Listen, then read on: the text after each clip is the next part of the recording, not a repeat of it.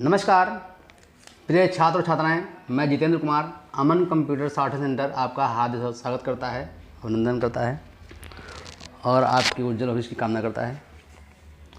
आज आपको हम अध्याय 1 ख़त्म हो गया है, जिसमें 6 एक्सरसाइज थे वो करवा दिए हैं। संभवतः आप लोगों ने कायदे से कर लिया होगा। आज अध्याय 2 में चलेंगे। तो अध्याय 2 में है ये है रेखाक्षरों को मिलाने के नियम। कहने का मतलब हमने एक पार्ट ख़त्म किया है। अभी तक हमने रेखाक्षर को लिखना सीखा है और रेखाक्षरों को जो 3 वर्ग में है, अधोगामी, ऊर्ध्वगामी, अग्रगामी, वो सीखा बनाना, पहचानना सीखा है। और कुछ अतिरिक्त रेखाक्षर थे अध्याय 2 एक्सरसाइज में 2 में, वो हमने बताया है। तो आपको ये सब आ गया होगा अगर अच्छे से प्रैक्टिस की होगी। तो उन बच्चों से कहना हमारा ज़रूरी भी है कि जो अभी 6 अभ्यास तक अगर नहीं क्लियर हुए हैं तो वो प्रैक्टिस करते रहें, वो प्रैक्टिस कर लें, तभी ये मिलाने वाले रेखाक्षर आपको आ पाएंगे। तो बात को अगर अमल करेंगे तो प्रोग्रेस होगी ज़रूर। चलिए आज हम करते हैं अध्याय 2। अध्याय 2 तो इसमें क्या है, रेखाक्षरों को मिलाने के नियम। तो को मिलाने के नियम, इससे पता चल जाता है कि इसमें क्या होने वाला है। रेखाक्षर को मिलाएंगे तो शब्द बनेगा तो कोई अर्थ होगा उसका। तो इसमें कुछ नियम दे रखे हैं आपको, वो हम समझाएंगे, किताब में भी दिया है और समझाएंगे, लिखाएंगे, और कुछ अपना अलग से बताना है वो बताएंगे। तो इसमें दिया है आपको 10 नियम। क्या दिया है? 10 नियम। 10 नियम अगर आपने अच्छे से अध्ययन कर लिया है तो आपको शब्द बनाने में कोई दिक्कत नहीं होगी, क्योंकि शब्द भी जो बनता है, चलिए तो हमें बताना है भाई कि आप रेखाक्षरों को मिलाने के नियम को आज पढ़ना है।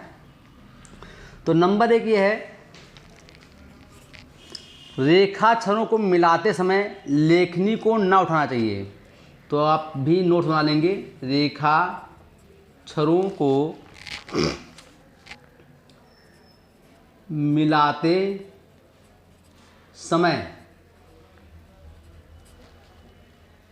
यानी मतलब हम थोड़ा उसमें मिलावट करेंगे शब्दों को, यानी पेंसिल को, समझा ना भाई, यानी पेंसिल को नहीं उठाना है, नहीं उठाना चाहिए।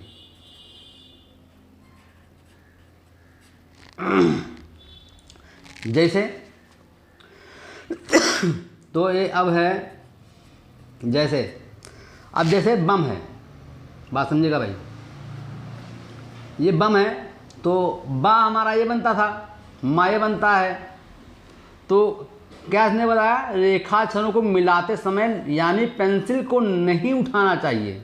तो क्या हमें नहीं उठाना है, मतलब बम है, बा मा, लेकिन नहीं उठाएंगे क्या होगा, ये बा और ये मा, बम, तो बम हो गया। क्लियर? तो इसी प्रकार हमें लिखना है तक। तो तक में भी ये आपका ता और ये का आता है, लेकिन हमें पेंसिल उठाना नहीं है, हमने आपको बता दिया, रोक दिया है ना। तो क्या करेंगे, ता और ये का, तक। अब तल लिखना है तो ता बना और ये ला होता 2, तो हम अब ये ऊर्ध्व बनाएंगे तल। अच्छा, इसी प्रकार हम कहें कद लिखना है तो कद में का ये है और दा हमारा ये है। तो क्या है, जो लाइट है, डार्क है। पेंसिल तो नहीं उठी लेकिन लाइट डार्क हमने कर दिया, ठीक है। तो भाई तो अब ये कद है अब इसी प्रकार अगर कहा जाए लग है तो ये ला है और ये गा है। पेंसिल नहीं उठी, लाइट डाल कर दिया। चलिए ये अभी फार्मूले आगे भी आएंगे।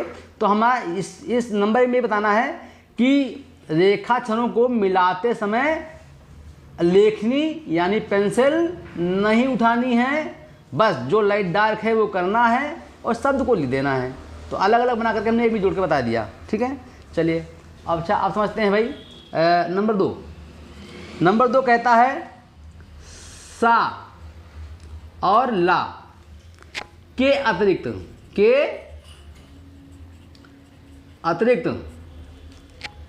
किसी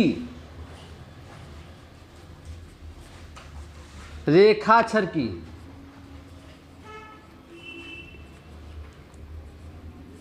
दिशा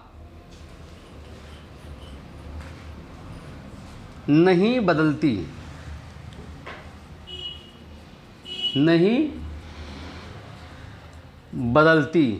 जैसे अब ये जैसे है, थोड़ा शोर कम, जैसे कि पर लिखना है। एक मिनट। जैसे कि पर है तो अब पर में क्या है, ये पा और ये रा। तो अब ये जो है वही दिशा रहेगी। अगर मर लिखा है तो ये मारा मर, जो है वही रहेगी।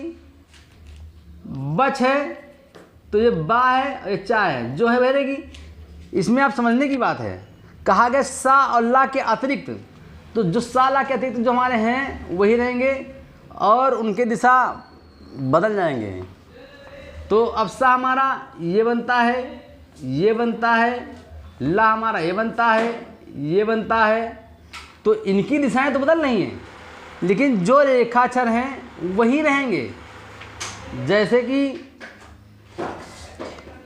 तो अब साला हमारा 2 तरह से होता है तो ये बनना है, लेकिन और जो रेखाएं हैं वो जिस तरह से हैं वैसे रहेंगी।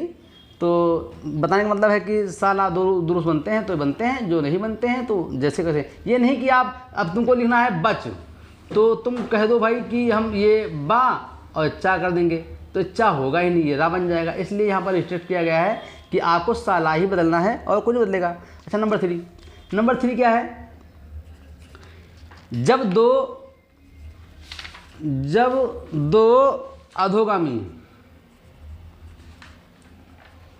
अधोगामी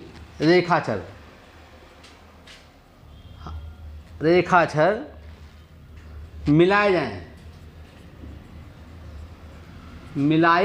जाएं तो पहला रेखाक्षर, ये कह लीजिए आप, पहला रेखाक्षर रेखा पर समाप्त होगा। समझे ना? समाप्त होगा, थोड़ा हम बढ़ाए दे रहे हैं। और दूसरा, क्योंकि यही पढ़ाना होता है, दूसरा रेखाक्षर रेखा से नीचे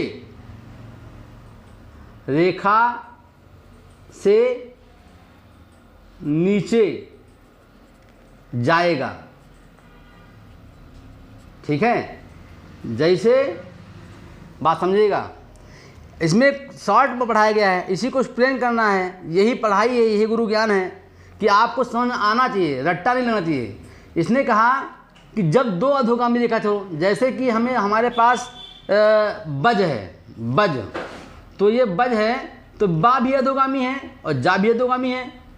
तो क्या कहा गया है कि जब 2 अधोगामी रेखाक्षर मिलाए जाएं तो पहला रेखाक्षर, मतलब पहला ये रेखाक्षर रेखा पर समाप्त होना चाहिए। मतलब क्या, रेखा पर, लेकिन दूसरा रेखाक्षर है वो रेखा से नीचे जाएगा। ये हमने एक्सप्लेन किया है। तो क्या करेंगे, बा और जा बज। ठीक है, इसे लिखना तब। तो अब ता भी आपका अधोगामी है, बा भी अधोगामी है, दिशा डायरेक्शन लाइट डार्क सब नियत है। तो अब क्या करेंगे, ये ता बनाएंगे और ये हम बनाएंगे बा। क्लियर? तो तब हो गया। तो भाई अब ध्यान दीजिएगा, इसी प्रकार जैसे कि बच हो गया और शब हो गया। अगर सब लिखा जाए तो भाई ये सा है, ये बा है, तो हम क्या करेंगे, ये शा बनाएंगे और ये हम बनाएंगे बा, तो जुड़ गया ना। तो चलिए तीसरा आपका हो गया। तो पढ़ाने का मतलब यही है कि आपको एक्स्ट्रा जानकारी देनी चाहिए जो आपको उसमें नहीं समझ में आता है। तो जब क्या है, जब एक, अब देखो चौथी बात आ रही है, जब एक अग्रगामी रेखाक्षर के साथ, अब बात समझने की जरूरत है यहाँ पर, एक अग्रगामी रेखाक्षर के साथ दूसरा अधोगामी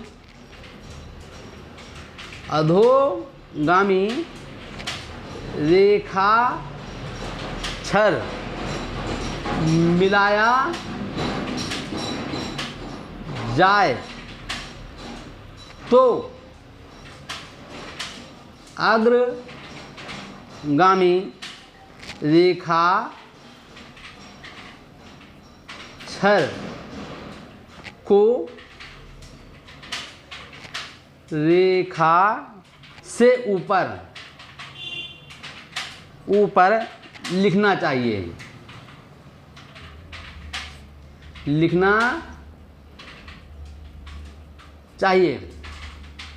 अब बात समझिएगा, मैं बोले भी दे रहा हूँ, लिखे भी दे रहा हूँ, तो आवाज़ से भी लिख सकते हो। इसमें साफ साफ कहा गया है, जब अग्रगामी रेखाक्षर जैसे नप है, ठीक ना, तो अग्रगामी रेखाक्षर ना हो गया ना, और दूसरा अधोगामी ये क्या हो गया, ये पा हो गया, रेखाक्षर मिलाया जाए तो अग्रगामी रेखाक्षर को रेखा से ऊपर, मतलब ये क्या गया, रेखा के ऊपर चला गया, और समझे ना, अग्रगामी रेखाक्षर को रेखा से ऊपर लिखना चाहिए। और दूसरा, अब हमने यहाँ पर बढ़ाना चाहिए था हमको कि दूसरा रेखाक्षर पा लाइन पे लिखना चाहिए, ठीक है। मतलब जब एक अग्रगामी रेखाक्षर के साथ दूसरा अधोगामी रेखाक्षर आता है, मिला जाए, तो अग्रगामी को रेखा से ऊपर लिखना चाहिए, तो ऊपर लिखा, लेकिन एक इसमें किताब में नहीं लिखा गया है, तो लिख लो। और दूसरा जगह ख़त्म हो गई, दूसरा रेखाक्षर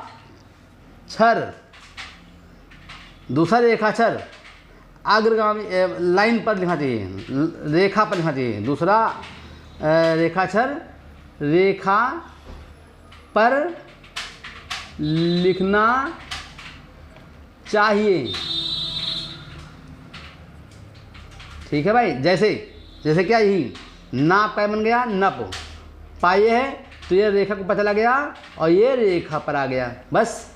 अब जैसे लिखना कत, तो का आपका ये है, ता आपका ये, लेकिन क्या करेंगे, का रेखा के ऊपर और ये ता आपका रेखा पर आ गया, ठीक है। जैसे लिखना गत, तो अब गत गा ये है, डार्क ता ये है, लेकिन क्या करेंगे, लाइट गा, डार्क गा और ता ये, ऐसे। ये नहीं कि हम ऐसे कर दें, गलत। इसीलिए कहा गया है कि अग्रगामी अगर पहले है, अधो अगर पीछे है, तो अग्रगामी को रेखा के ऊपर लिखना चाहिए और अधो को लाइन पर लिखना चाहिए। तो मैं बोल के भी समझा दे रहा हूँ, लिख कर समझा दे रहा हूँ, तो भाई आप कोशिश करेंगे तभी काम चलेगा।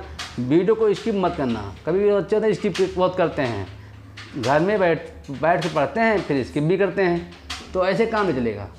अगर यूट्यूब का माध्यम से पढ़ना है तो आपको पूरी वीडियो देखनी पड़ेगी, मेरी हर बात को सुनना पड़ेगा, हर बात को फॉलो करना पड़ेगा, और करते करते ही आप जो है तो सीख जाते हैं, और ये काम आपका जो मिशन है पूरा हो जाता है। तो मिशन को पूरा करना है तो आप अच्छे से देखना चाहिए और उसको फॉलो करना चाहिए। अच्छा, अब नंबर 5 है, अग्रगामी रेखाक्षर पहले हो। मैं देखो, अग्रगामी रेखाक्षर पहले हो, पेंसिल हो,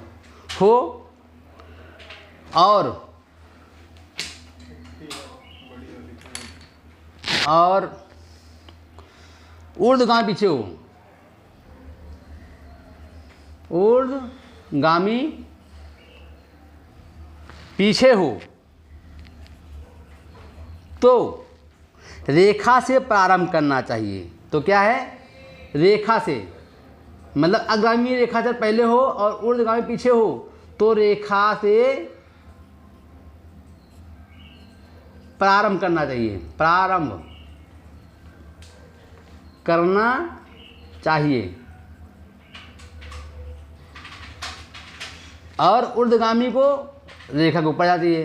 अब इसमें एक हम बात बढ़ा दे रहे हैं। और दूसरा रेखाचर, दूसरा रेखाचर ऊर्ध्वगामी रेखा के ऊपर जाती है, ऊर्ध्वगामी रेखा के ऊपर जाना चाहिए। जैसे, अब जैसे भाई है तो अब ध्यान दीजिएगा। तो अब जैसे में, जैसे कि आपका मल है, क्या है, तो ये माँ है अग्रगामी, ला है ऊर्ध्वगामी। तो अब क्या करेंगे, एक अग्रगामी साथ दूसरा दो आता है तो माँ रेखा पर और ला ऊर्ध्वगामी। ठीक है, जैसे कल लिखना है, कल, तो का आपका अग्रगामी है, ला ऊर्ध्वगामी है, तो क्या करेंगे, काला कल ऊपर चला जाएगा। ये नहीं कि आप कहते कल ये कर दें, मल ये कर दें, ये आपके गलत हो जाएंगे। ठीक है, इसी प्रकार अब जैसे कि नल नहीं, अग्रगामी के साथ जैसे कि गल कह सकते हैं। अरे अब वो कल हो गया तो समझ गए होंगे आप, जैसे गल है तो भी ऊपर जाएगा। ठीक है, तो इन बातों को ध्यान देना है। अग्रगामी के साथ ऊर्ध्वगामी है तो रेखा पर अग्रगामी और ऊर्ध्वगामी रेखा के ऊपर लेंगे। चलिए, अब छठी बात जो है, वक्र रेखाचर। वक्र मीन्स कर्व, वक्र रेखा छरों को मिलाने के नियम। अब को मिलाते समय या मिलाने में, इसकी परिभाषा आप सही बना लीजिए। वक्र रेखा छरों को मिलाने में या मिलाते समय जहाँ पहला ख़त्म हो वहीं से दूसरा प्रारंभ हो जाता है। चलिए, मैं बोले भी दे रहा हूँ, एक भाषा लिखे भी दे रहा हूँ। वक्र रेखा छरों को मिलाने में लिख दो, में जहाँ पहला रेखा छर समाप्त होता है, समाप्त होता है, तो वहीं से दूसरा रेखाचर, दूसरा रेखा छर आरंभ हो जाता है, प्रारंभ हो जाता है या आरंभ हो जाता है, शुरुआत, आरंभ, आरंभ हो जाता है। जैसे जैसे नन, तो ये नन है, तो अब ना हमारा एक ये बना, एक ये बना, दो ना बनते हैं, लेकिन जहाँ से पहला ख़त्म हो वहीं से बन जाता है। अब इसे मम लिखना है तो मा मा मम, सस लिखना है तो सा सा सस। ठीक है, तो ये कर्व हैं, मतलब वक्र की तरह से हैं। ठीक है, तो अब जैसे लिखना टट, तो भाई टट है तो ये टट लिखा है ना। तो अब जैसे सस लिखना है, सस, तो ये सा सा सस है। तो कर्म रेखाचन है, तो ये जहाँ समाप्त होता है दूसरा वहीं से प्रारंभ हो जाता है। अब नंबर 7, नंबर 7 क्या है, सीधे रेखाचरों को, क्या, सीधे रेखा छरों को दोहराने में जोड़ ना नहीं मालूम होना चाहिए। जैसे है क्या भाई, अब देखो दो अधोगामी है, तो अगर हमने कहा पा पा, तो ये पा है, लेकिन जोड़ेंगे तो क्या होगा, पा पप। ये नहीं कि आप ये पा बनाओ फिर दोबारा हाँ तो ऐसे पा कर दो, ये गलत हो जाएगा, तो ये पप होगा। से दद लिखना है तो ये दद, ठीक है। जैसे ना कक, तो ये का सीधे, मतलब बिल्कुल सीधे, समझे ना। अब इसी प्रकार लिखना बब, तो ये बब है तो ये दो बा बस डार्क कर दिया, बस हो गया, है ना। तो ये समझने की ज़रूरत है। तो सीधे रेखा से जोड़ नहीं पता होना चाहिए। अब नंबर 8वां विशेष, इसमें थोड़ा लोग गलती क्या करते हैं, जब शा, खास बात समझेगा, ये दा तथा क्या अधोगामी, आप समझें, अधोगामी ला, तो ये बात नोटिस करिएगा, सा दा तथा ला के पश्चात, मतलब के बाद, समझे ना, इसका मतलब के बाद आता है। क्या मतलब, जब ये हमारा सा दा ला के बाद आता है तो इसका रूप, तो इसका ऊर्ध्वगामी रूप लिखा जाता है, ऊर्ध्वगामी रूप लिखा जाता है। जैसे अब सुन लीजिए मेजबानी, जब सा रेखाक्षर दा के बाद ला आवे तो ला ऊर्ध्वगामी लिखा जाई, ये कहा गया है। जैसे 10, तो दा के बाद सा आया है, तो ये दा के बाद सा कहा जाएगा ऊर्ध्वगामी, ना कि ये नहीं जाएगा। अब कहोगे भैया तो अधोगामी भी सा बनता है, तो हम भी बनाएंगे। ये इसलिए नहीं बनाएंगे, देखने में सुंदर ये है, लिखने में सरल ये है, पढ़ने में सुगम ये है। ये आपका बेढंगा है, बदसूरत है, बदसूरत कोई जगह नहीं। सुंदर न हो, सरल न हो, सुगम न हो, कुछ न हो, तो कोई मतलब नहीं। शॉर्ट हैंड का मतलब ये है। अब इसे देखो नलस, तो नलस में आपकी क्या है, ये आपका ना हो गया, ये ला हो गया है, ये सब जोड़ेंगे क्या करेंगे, इसमें कहा गया है ला के बाद शाह, तो क्या शाह बनेगा ऊर्ध्वगामी, तो क्या करेंगे, ना को उठाएंगे लाइन के ऊपर, ना ला और ये शाह। अब ला के बाद शाह आया है तो ये ऊर्ध्वगामी ये बनेगा, इसलिए हमको ऊपर उठाना पड़ेगा। ये नहीं कि ना ला शाह, ये आप नहीं मान सकते कि ये आपका बेढंगा हो रहा है, बेतरतीब हो रहा है, तो ये आपका राइट है, ठीक है। जैसे कलश, तो अब कलश देखिए, कलश, तो अब काला से, अब ला के बाद शायद सा बनाना ऊर्ध्वगामी, तो हम का के ऊपर ले जाएंगे ला और ये सा, ठीक। तो भाई ध्यान दीजिएगा कि दा के बाद सा आया है तो ऊर्ध्वगामी, ला के बाद सा आया है तो ऊर्ध्वगामी, तो ला के बाद सा आया तो ऊर्ध्वगामी। तो ये हमें शर्तें हैं, आगे आएंगी, फंसेंगी, आप समझेंगे। अच्छा, अब 8वां आप देख लीजिए। 8वां में कहा गया है, नहीं 8वां तो हो गया, 9वां, ना में है कहीं ला, अब बात ध्यान दीजिए, ला के अधोगामी तथा ऊर्ध्वगामी दो रूप होते हैं, तो दोनों रूप में कौन सा रूप प्रयोग करना है ये समझना में है। तो लिखिए, ला के अधोगामी तथा ऊर्ध्वगामी रूप क्या निम्न लिखित उदाहरणों से समझ लो। उदाहरण उदाहरण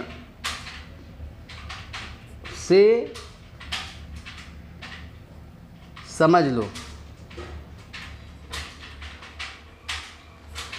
समझ लो या लेना चाहिए, लेना चाहिए। जैसे तो हम आपको कई देंगे तो आप समझ आ जाएगा कि ला के होते दो रूप, लेकिन कौन सा रूप प्रयोग करना है। तो यहाँ पर भी फंडा है कि जो देखने में सुंदर हो, लिखने में सरल हो, पढ़ने में सुगम हो, वही अपनाना है। तो भाई देखिए ऐसे लिखा लम, लामा लम। तो अब देखिए, तो भाई अब लम है तो एक ये अधोगामी अला प्रयोग करेंगे, ठीक, और एक ऊर्ध्वा प्रयोग करेंगे, तो ये लम हो गया, दो रूप हैं। अब इसी प्रकार कहा गया लंग, ला अंगा लंग। तो अब क्या करेंगे, अब ये ला अधो वाला प्रयोग करेंगे और ये अंग करेंगे, और यहाँ पर ऊर्ध्व करेंगे और ये करेंगे, ठीक है, बात समझिएगा। अब क्या कहा नल, तो नल में हमारा ये ना अल्लाह अधो प्रयोग करेंगे और ये ना लाइन पर ये करेंगे। तो अब हमें ये बताओ कि सुंदर कौन है, ये है, ये है। कम जगह में ये लिख रहा है, एंगल भी शो कर रहा है, अधिक जगह में लिख रहा है, एंगल भी कम शो कर पा रहा है। तो हमें यही समझना है कि ऊर्ध्वगामी अधोगामी का प्रयोग कहाँ पर करेंगे, ये समझना है। तो हम बता रहे हैं आपसे कि आपको ये प्रयोग करना है और ये आपको प्रयोग नहीं करना, ये रॉन्ग है। तो ला को जहाँ दो दो आपके ऊर्ध्व अधो होते हैं, वो ला सिचुएशन के अकॉर्डिंग करेंगे कि लिखने में सरल हो, पढ़ने में सुगम हो, देखने में सुंदर हो, वो शॉर्ट हैंड वो प्रयोग करते हैं। तो ला का रूप हमारा ये यूज होगा, ठीक है। अच्छा, इसी प्रकार एक और है परिभाषा, 10वां लास्ट जो नियम है, अक्षर हा। अब बात विशेष है, जहाँ हम ये विशेष बोलते हैं, जब ये पढ़ोगे आप तब समझ जाओगे कि वाकई में आदमी लड़का फंसता कहाँ है। जहाँ फंसता है मैं बोल देता हूँ विशेष है, वैसे विशेष तब है, मगर विशेष का मतलब उसे आपको देखना ही है। इसलिए मैं एक बार कहता हूँ कि पढ़ना है तो वीडियो को देखना होगा, रिपीट करना होगा, गलती सुनना होगा। तो हा के पहले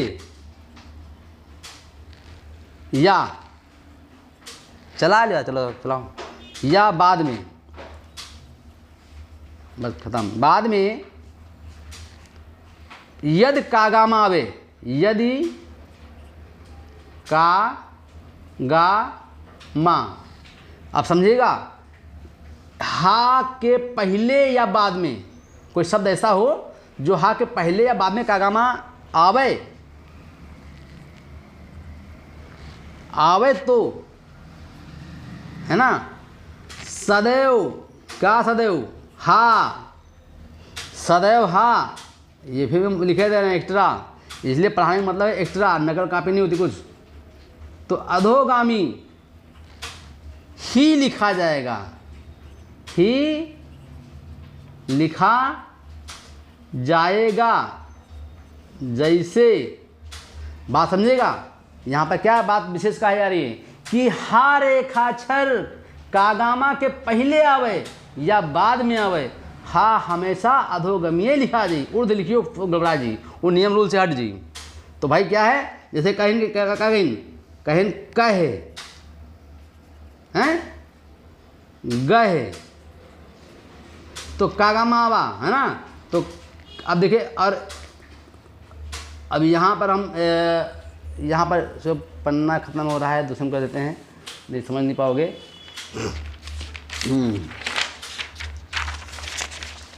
तो भाई ये बात समझिएगा कि का, कहे, गहे, महे, का गामा आवाग नहीं आवा हा के आगे, तो इस शर्त में हा हमारा अधोगामी बनेगा, ये। तो अब ये हम आपको पढ़ा भी रहे हैं, मुंह से आवाज़ भी तुमको सुनाई दे रही है वीडियो में, और लिख भी रहा हूँ, तो रिपीट कर लीजिएगा, समझ नहीं आता एक बार तो ये कहीं देखा जाए तो ऑफलाइन की अपेक्षा ऑनलाइन बेटर होता है, क्योंकि इसमें आपको रिवीजन करने का मौका मिल जाता है, ठीक है भाई। तो आप लोग नेगेटिव थाट मत रखें, आप 100% पढ़ सकते हैं, और इतना मैं एक्सप्लेन करूँगा कि पढ़ ही जाओगे, लेसन तो समझ जाओगे, उसका वर्क है भी मैं आपको दे दूंगा, ऐसी बात नहीं, लेकिन वो कॉपी में जाती है। तो नकल जब आप खुद लिख करते, जब वो एक्सरसाइज करते हैं, जब चेक कराते हैं, तब उसमें गलती होती है। उस गलती को अगर मैं आपको रोक दूँ तो बहुत अच्छा होता है। इसीलिए हम आपको व्हाट्सएप से जोड़ने के लिए बात करते हैं और कहते हैं कि आप एडमिशन प्राप्त करो और मुझे काम दिखाओ। 100% गारंटी के साथ आप अपनी कमियों को जान पाएंगे और समझ पाएंगे और पढ़ाई आपको फलदायी होगी, समझे ना। अब देखो गलती क्या है, अब ये कागा माँ आवे तो हा दो में हुआ, तो कहीं आप ऐसा ना बनाइएगा कि ये भी हा है, क्योंकि ये अभी तुमको पता नहीं है, लेकिन इस सा से मैच कर जाएगा।